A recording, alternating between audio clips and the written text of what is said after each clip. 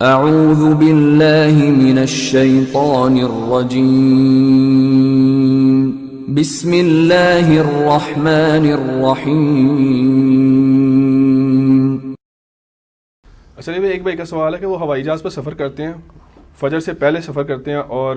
جہاں پہنچتے ہیں وہ فجر مطلب سورج چڑھ چکا ہوتا ہے، تو فجر کا پھر کب ادا کریں؟ سعودی لین میں جناب سفر کریں نا، اس میں تو قبلہ بھی نظر آ رہا ہوتا ہے، پیچھے جگہ بھی نماز کے لیے بنی ہوتی ہے، اگر کوئی ایسی نہیں ہے سیٹ پہ ہی بیٹھے بیٹھے اشاروں سے نماز پڑھ لیں۔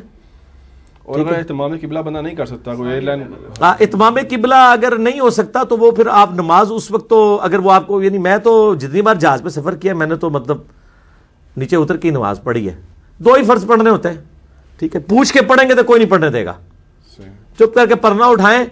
پیچھے واش روم والی جگہ کے پیچھے تھوڑی جگہ ہوتی ہے جہاں پہ کچن ہوتا ہے، ڈالتے ہی آپ نیت کر لیں، اتنا کوئی نہیں کہ آپ کو توڑوا دے گا، تو دو فرض پڑھ لو۔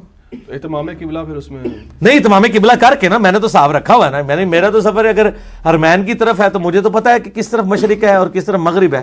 مغرب کی طرف ہی منہ کرنا ہے نا، آلموسٹ قریب قریب کر لیں، اگر پھر بھی نہیں پتا چل رہا تو پھر جس طرف ہے اس طرح پڑھ لیں، پھر ایسی نماز دوبارہ لٹانی پڑے گی۔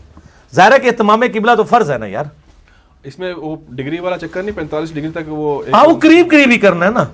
قریب قریب کر لیں تو اس دوران میں ہو جائے گی نماز، اگر نماز ہو جائے گی۔ اور اس میں بھی یاد رکھیں کہ صرف گھڑی پہ آپ نے اعتبار نہیں کرنا، ہو سکتا ہے آپ کی گھڑی تو بتا رہی ہو کہ سورج نہیں نکلا لیکن سامنے سورج نکلا ہوا ہو، اس لیے کہ آپ بلندی پہ ہوتے ہیں،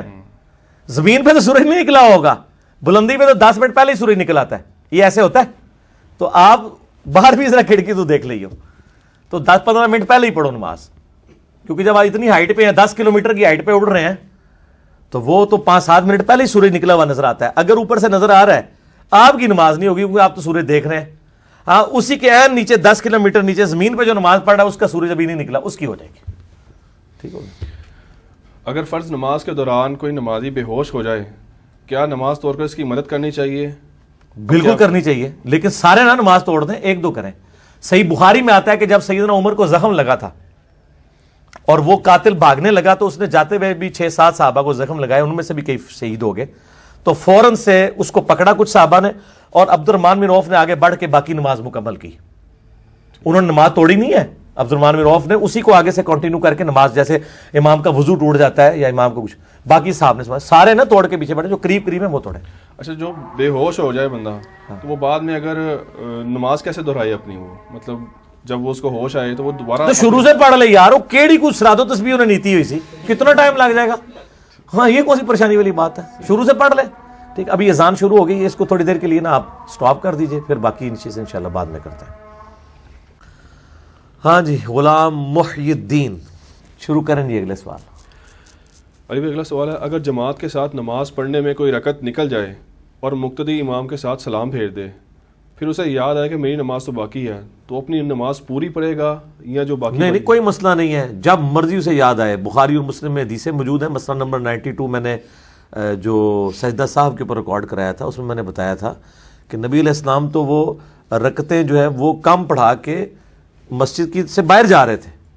تو کسی صحابی نے یاد کروایا، باقی صاحب سے پوچھا، واپس آئے، آپ نے باقی رکھتے پوری کی اور سجدہ صاحب کیا۔ پوری نماز نہیں پڑھنی ہوگی؟ نہیں، پوری نماز نہیں پڑھنی ہوگی، تو وہ ادھر ہی اس کو سلام پھیرنے کے بعد بھی یاد آ گیا ہے، اسی وقت وہیں کھڑا ہو، باقی رکھتے پوری کرے اور اینڈ پہ سجدہ صاحب کر لے۔ کتنی عمر میں لڑکا اور لڑکی پر نماز فرض ہو جاتی ہے؟ جب بالغ ہوں گے، اور عموماً بالغ ظاہر ہے کہ جب پہلی دفعہ یعنی مرد کے لیے وہ نائٹ فال والا احتلام والا ایشو ہو اور عورت کو پیریڈز آ جائیں تو وہ بالغ تصور کی جائے گی، اسی کے اوپر اجماع ہے کہ اس وقت اس کے اوپر نماز فرض ہو جائے گی، لیکن ابو داؤد کے اندر حدیث موجود ہے کہ بچہ 7 سال کا ہو جائے اسے نماز کا حکم دو، 10 سال کا ہو جائے تو مار کے پڑھاؤ تاکہ اسے عادت پڑے، وہ مارنا وہ وحشیوں کی طرح مارنا نہیں ہوگا، ترغیب کے لیے۔ فجر کی اذان کے علاوہ کسی اور اذان میں اگر کبھی مؤذن کی زبان سے الصلاۃ خیر من النوم کے الفاظ ادا ہو جائیں تو کوئی حرج نہیں ہے، کوئی کفارہ نہیں ہے، ٹھیک ہے، وہ اضافی الفاظ ہو گئے نا، اضافی بھی اس اعتبار سے ہیں کہ سنت تو ہیں، میں نے ثابت کیا کہ سنن نبی داؤد اور سنن نسائی میں موجود ہے کہ نبی علیہ السلام نے فجر کی اذان کے لیے خود تعلیم فرمائے ہیں الصلاۃ خیر من النوم کے الفاظ، تو نکل جائے تو کوئی حرج نہیں ہے اس میں۔ اور فجر میں اگر وہ بھول جائے اسے تب بھی کوئی حرج نہیں ہے، اذان تو ہو جائے گی، دوبارہ اذان دینے کی ضرورت نہیں ہے۔ نمازی کے آگے سے گزرنے کے لیے نمازی کی طرف منہ کر کے انتظار کرنا کیسا ہے، جبکہ نمازی جو ہے نا وہ رکوع سجود، ہاں وہ اس سے وہ اس کی جو ہے مشغولیت میں فرق پڑے گا، نمازی کی طرف منہ نہ کرے۔ تو اس سے وہ والا حکم تو نہیں اس پہ آئے گا کہ آگے سے گزرنے والا؟ نہیں آگے سے گزرنے والا تو نہیں آئے گا. نمازی کی طرف منہ کرنا تو بہت بڑی بات ہے. آپ سائڈ پہ بھی بیٹھ کے کسی نمازی کو تھوڑی دیر تک ایسے دیکھتے رہے جو نماز پڑھ رہا ہے, انہیں پریشانی لگ جائے گی یار اللہ خیر کرے, تو وہ اس طرح نہ کریں. اور یہ خصوصاً میں نے اہل حدیث کی مجلسوں میں دیکھا ہے کہ وہ سلام پھیرتے ہی نا پیچھے سارے پیچھے منہ کر کے, حالانکہ امام کے لیے سنت ہے, وہ مقتدی بھی پیچھے طرف منہ کر کے تو دیکھنا شروع کر دیتے ہیں کیڑا کیڑا آیا ہے, کیڑا لیٹ ہوا ہے, یہ وہ خام خواہ. مطلب یہ چیز ٹھیک نہیں ہے, غلط ہے.